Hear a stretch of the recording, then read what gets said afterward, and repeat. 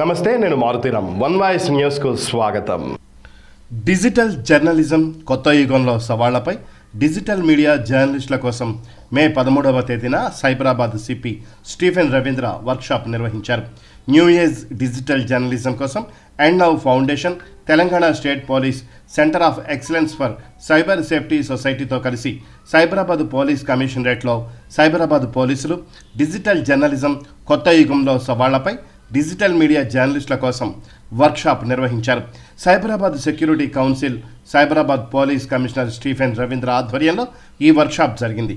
ఈ వర్క్షాప్కు Telangana editor Srinivas Reddy, the Hindu ప్రముఖ వక్తలు సోమశేఖర్ హాజరయ్యారు.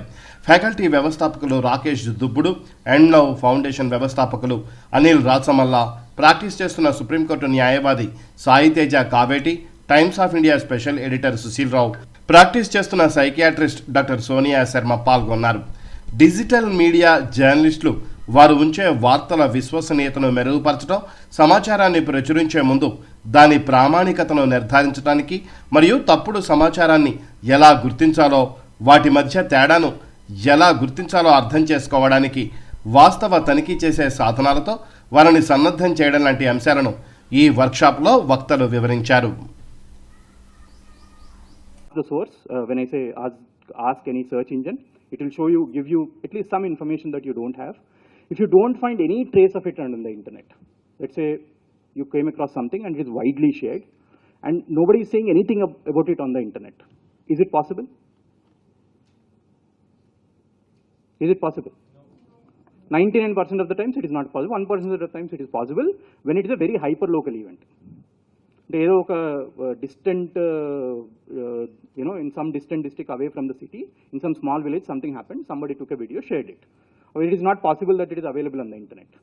So just because something is not available on the internet doesn't mean it is false. Most of the times it is false, but there could be that 1% possibility. So the best way to check is again going through hyperlocal sources. So if, since you are a journalist, you will have contacts, contact your friends in that district, contact police in that area. Because if some controversial incident happened, I'm sure the law and order police would know. They will eventually, right? That is the way. So I don't mean to say you have to blindly believe. This is not Bible or Gita or Quran. If you believe in religion, this is not to be believed. Which is why I said read, review, convince yourself, and only then inform. Right? Then the second most biggest menace of course, any kind of misinformation you can test like this. The other form of misinformation mostly is in the form of images. You get a lot of images, edited, non-edited, annotated. There is a lot of annotation, text written on the form of etc. etc. Now there is no single way of fact-checking these images. So the best way of fact-checking images, most search engines give you something called as reverse image search. Whether it's Google, whether it's Yandex, whether it's Tinai, Baidu, a lot of these search engines. So on Google, if you digital influence, their ability to go digital is still hampered because they are strongly tethered to the print. The orientation is only towards the print, which has got a 24-hour news cycle, whereas the digital, it is just within seconds. As a result, what is happening is, while we are expected to verify, check, cross-check, verify, re-verify and all these things, the digital journalist or the YouTube journalist or US journalist, whatever name we give, he just goes and shares it on your Twitter courtesy this instrument.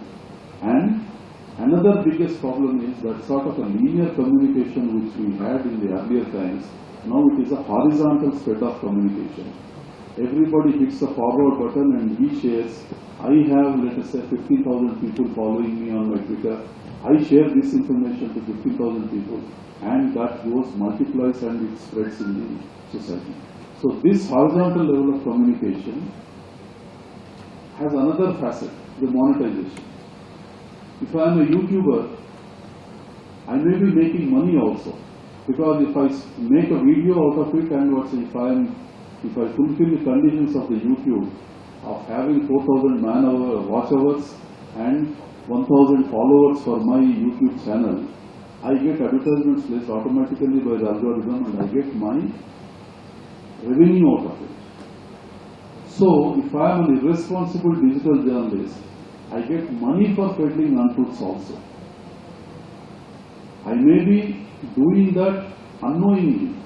Mistakes do happen. We do understand that, journalists make mistakes. But if it is a Law enforcement and digital media, we share an enormous responsibility to address this problem head on, and it is our duty to ensure the integrity of the truth.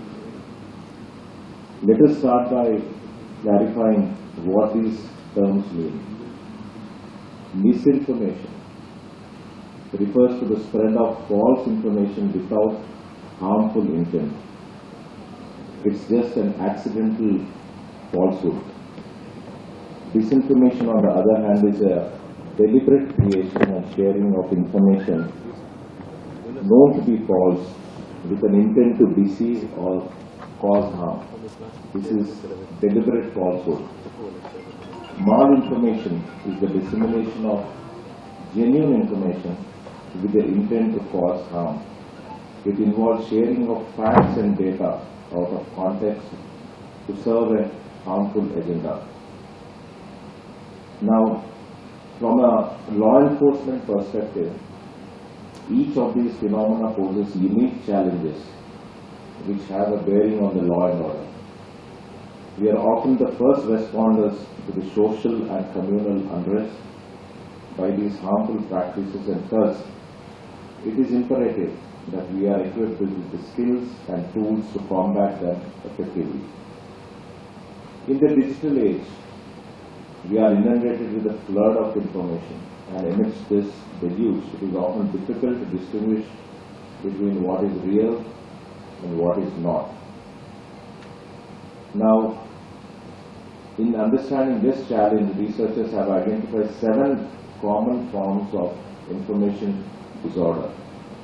First is satire or parody.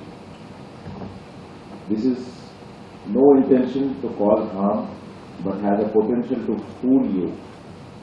This form includes humorous or exaggerated content that can be misinterpreted or misrepresented as factual information, especially when shared without the original satirical content.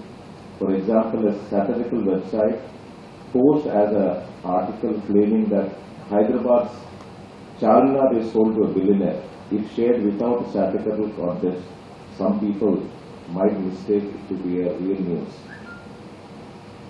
Second one is the false connection, when headlines, visuals and captions don't support the content, like content. About journalism being the 4th pillar. If there is anything that upholds the democracy, it is journalism.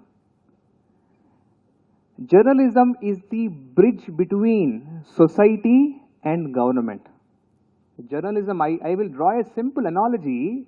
Journalism is the bridge between the society, which comprises of citizens, and the government. When I said a bridge, it must stand on some pillars.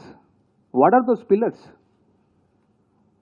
The pillars for this bridge are public interest. First important pillar, public interest. Second one, accountability, integrity, and there are many rest of the things. But the first and foremost thing that happens to be very significant is the pillar of public interest. Now let us try to understand the journalism with aspect to this pillar. There are so many citizen journalists that are coming apart from the mainstream journalists. There are so many mainstream journalists, and there are also a couple of, few upcoming journalists, right? By the virtue of the article, you are conferred with the right. But what needs to be kept in mind is anything you write and report must be with respect to the public interest. So where do we get this public interest and all that? Good morning to all of you.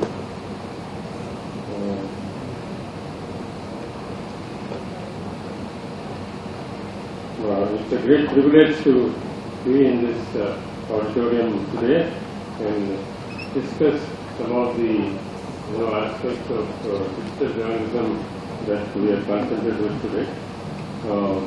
I welcome to all of you thanks to Anil for calling me today, and Mr. Stephen Ravindra, my colleague and a good friend Srinivas Reddy, and also from cyber security representative here, and all the journalists from various media present in this auditorium.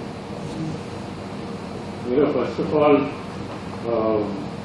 when I was asked to talk on this, I felt I am not the right person. Because I belong to, as you might say, a different era. I am a print journalist with 40 years experience in this field.